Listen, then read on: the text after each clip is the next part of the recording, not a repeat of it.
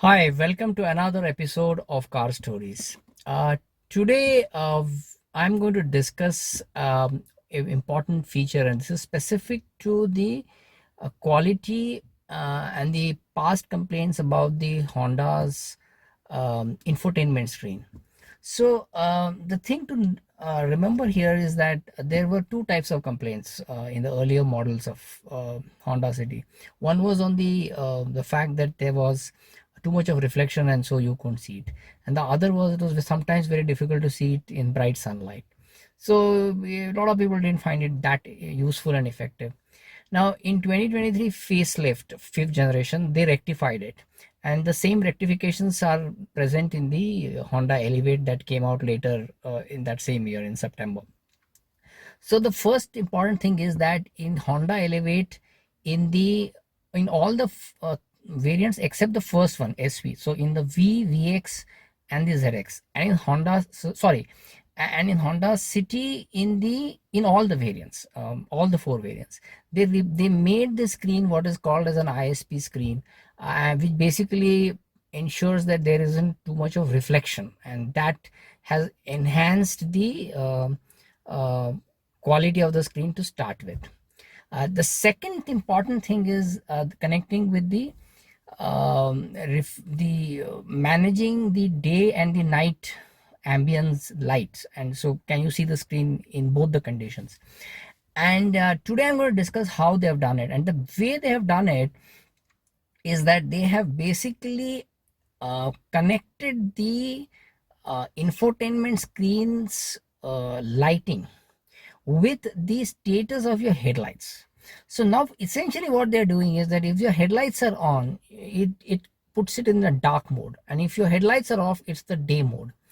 And this works very well if your car is having the auto headlight feature. The auto headlight feature is present in the V, VX, and ZX versions of Honda City latest 2023 facelift fifth generation, and it is present in the VX, ZX variants of Honda Elevate. So if you have these two variants of Honda Elevate and these top three variants of Honda City, then using these two features, your screen really works well. And today I'm going to show you how that particular thing works.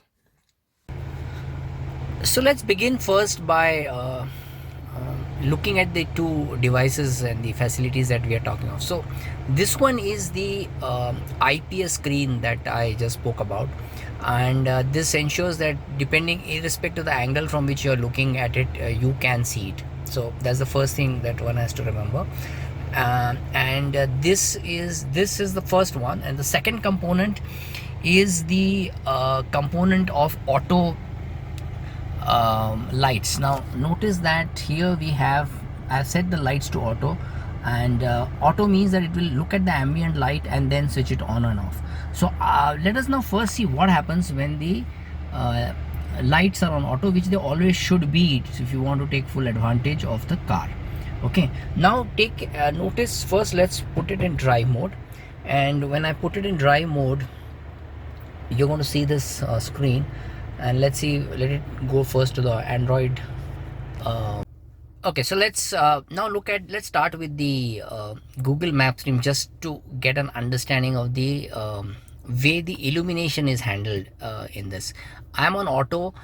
Notice that my headlight indicators are off. That means I'm in a reasonably good ambient light environment. Headlights are off, and this is the way the screen looks, which is now set to what you would call as a good ambient light mode. Now if I drive this, I'm going to drive this car now into this slightly shaded garage. Okay, and let's see how it pans out. Notice the current status of the Google Maps, and now suddenly the headlights have come on. Okay, moment the headlights came, the Google screen layout, the coloring has changed. This is the coloring for a dark mode. So this is the way the system handles the lights, the look of the screen based on the ambient light. But I'm going to first show you one more thing. So let's now look at the reverse camera.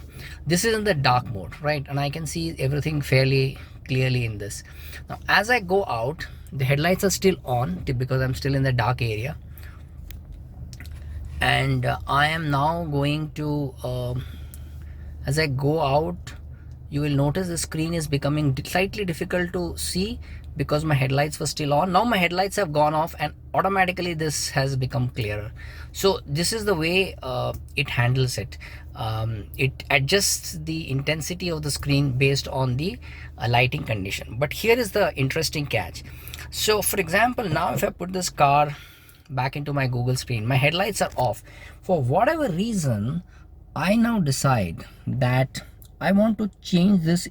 I want to manually control my light, and I'm going to change this to light mode. The moment I change this to light mode, this has now gone into a ambient dark light mode. Right now, this, though in the video you can still see it, but frankly speaking, it's very difficult to see it for the driver. So this is not, this is the way it functions. It basically is not really looking at the ambient light, it's looking at the status of your headlights. If your headlights are on, then it's going to go to the dark mode, and if your headlights are on in the day when you don't need the headlights, then you're not going to be able to see the screen. So the smart thing to do is to just go ahead and put this into the auto mode. The moment I put this in auto mode, my headlights go off and the screen becomes visible.